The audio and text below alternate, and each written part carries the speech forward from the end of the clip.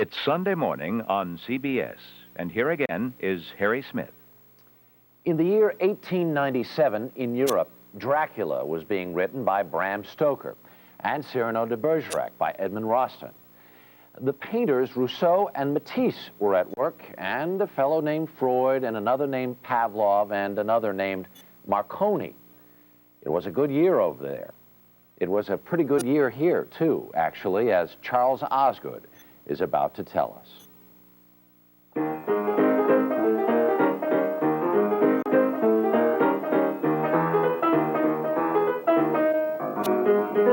The hands that made this old piano roll belonged to the man who changed American music forever. The man was Scott Joplin, and the music was ragtime.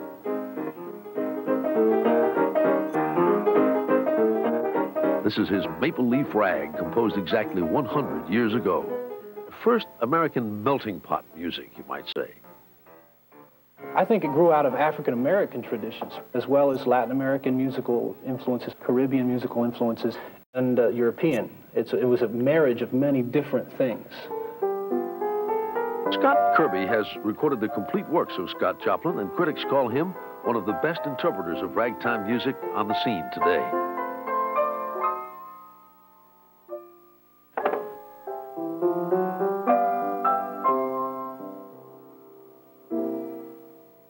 It was a rhythmic effect called syncopation, when you have a regular rhythm on the bass in the left hand, combined with a melody that's offbeat. The march lays the rhythmic foundation. And on top of that, you have the syncopation. The melody comes in syncopated.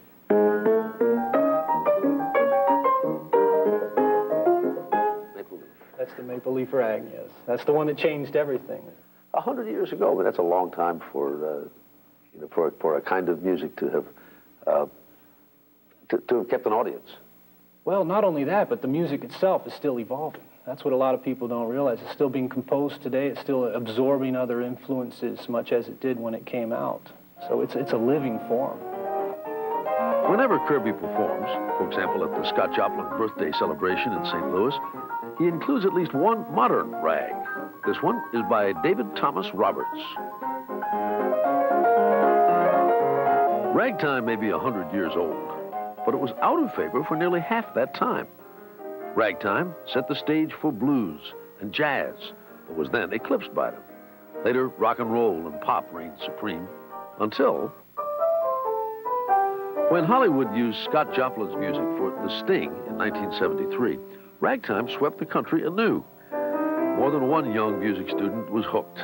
I watched The Sting, and my piano teacher got me a book of Scott Joplin's music. I guess I was about 10, and I put the record on the turntable and listened to it about 40 times in a row every day.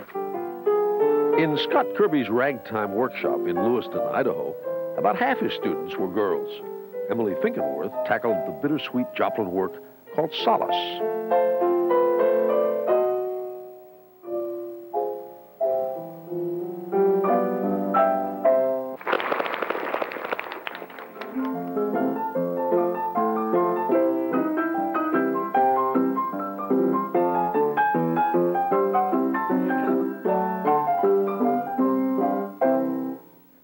Ragtime music may be in for still another boost when a musical called Ragtime comes to Broadway.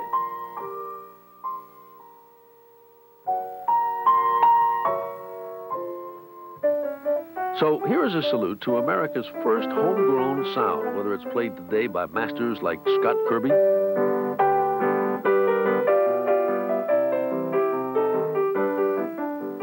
or yesterday by the king of ragtime himself. It's been 100 years since Scott Joplin set hands and feet tapping with his Maple Leaf Rag. We'd like to wish it a very happy birthday.